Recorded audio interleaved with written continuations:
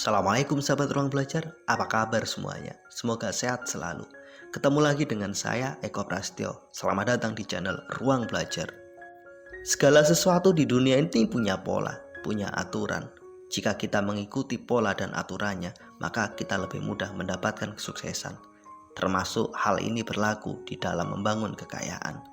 Ada pola dan aturan yang harus kita ikuti ketika kita ingin membangun dan mewujudkan kekayaan. Pada video kali ini, saya ingin membahas 5 pola dan aturan dasar yang harus kita ikuti jika kita ingin membangun kekayaan. Apa saja sih 5 aturan dasar tersebut? Simak terus video ini sampai selesai ya.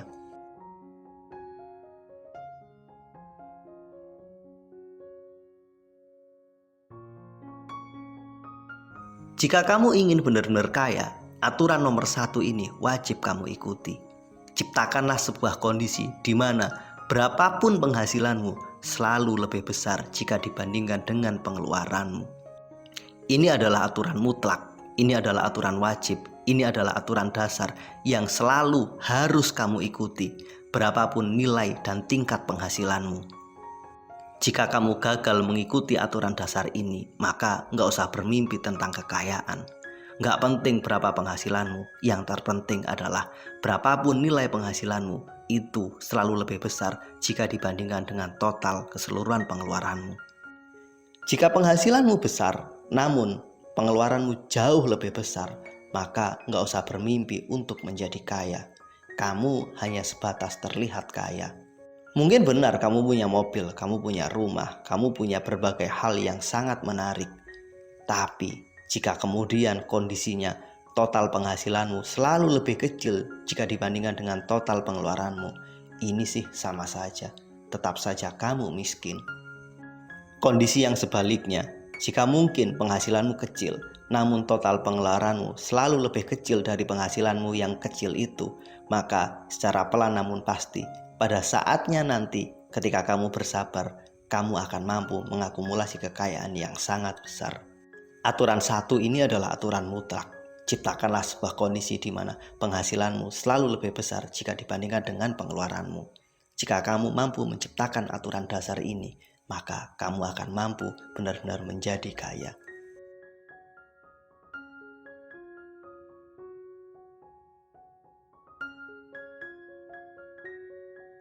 Ada kalanya memang kita tidak mampu menciptakan kondisi yang seideal pada aturan 1. Ada sebagian orang yang mungkin penghasilannya lebih kecil jika dibandingkan dengan pengeluarannya, atau mungkin penghasilan dan pengeluarannya sama persis sehingga mereka nggak pernah punya tabungan. Jika kondisi ini yang terjadi, kamu punya 2 pilihan. Pertama, berhemat, fokus mengurangi semua pengeluaranmu. Yang kedua, menaikkan level income-mu. Maka saya menyarankan, lakukan kedua-duanya. Mulailah berpikir untuk mengurangi pengeluaranmu dan berupayalah keras untuk menaikkan level income-mu. Jika dalam situasi ini, ketika level income-mu lebih kecil jika dibandingkan dengan pengeluaranmu, maka kamu nggak boleh hanya sekedar berhemat. Jika fokus pikiranmu adalah berhemat, maka kamu tidak akan punya kemampuan untuk meningkatkan level income-mu. Nggak ada orang yang benar-benar kaya hanya dengan berhemat. Orang-orang yang kaya adalah orang-orang yang fokus meningkatkan level income mereka. Oleh karena itu, berhemat bukanlah pilihan terbaik jika kamu ingin benar-benar menjadi kaya. Satu sisi kamu harus berhemat, di sisi lain kamu harus meningkatkan level income-mu.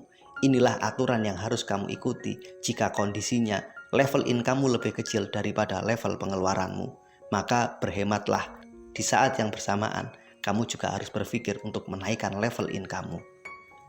Upaya berhemat tanpa meningkatkan level penghasilan itu adalah upaya yang sangat sia-sia. Kamu nggak akan pernah kaya dengan cara ini. Berhemat harus kamu ikuti dengan menaikkan level penghasilanmu. Artinya kamu harus berpikir keras untuk meningkatkan penghasilanmu. Ciptakanlah multi-stream income. Ciptakanlah suatu kondisi di mana kamu punya lebih dari satu sumber penghasilan.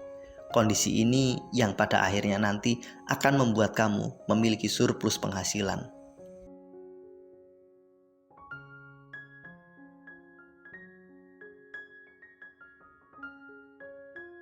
Banyak orang ingin menjadi kaya, namun kadang mereka tidak memiliki definisi yang konkret tentang kekayaan.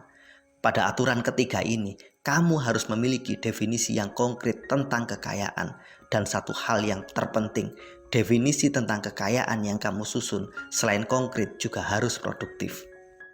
Ada sebagian orang yang menganggap dirinya kaya jika dia punya mobil, punya rumah. Maka pada titik ini mungkin benar dia punya definisi yang konkret. Namun sayang, definisi tentang kekayaan yang ia impikan tidak benar-benar produktif. Maka punya definisi kekayaan yang produktif itu penting. Misalnya, definisimu tentang kaya adalah ketika kamu punya aset dengan nilai 10 miliar dan memiliki passive income dengan nilai minimal 50 juta rupiah per bulan.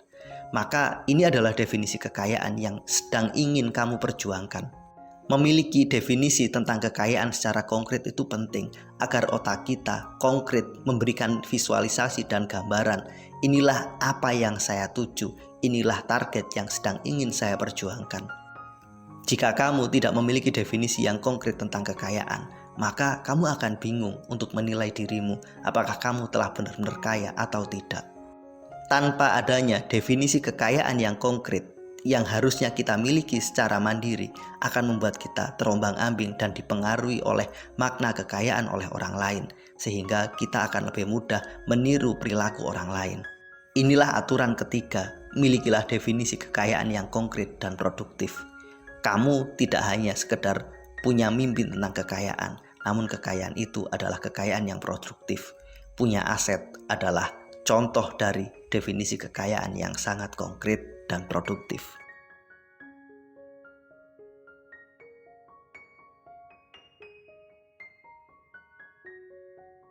Aturan keempat, jika kamu benar-benar ingin kaya, milikilah keyakinan yang positif tentang uang.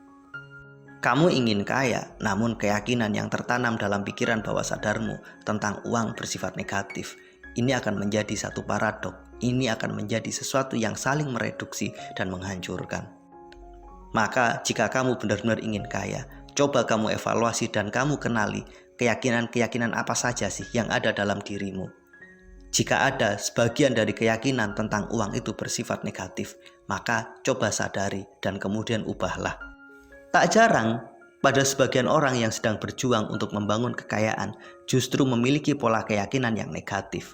Misalnya, ada yang berkeyakinan bahwa uang adalah sumber masalah.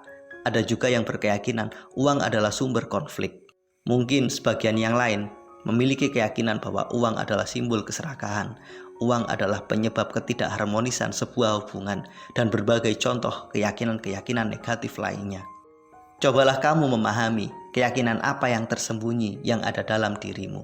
Jika itu negatif, ubahlah menjadi yang jauh lebih positif.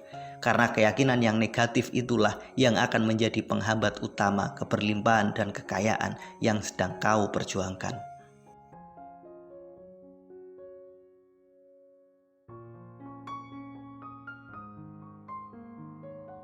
Aturan kelima, buatlah rencana keuangan yang jelas yang menjadi patokanmu dalam mengelola uang setiap harinya.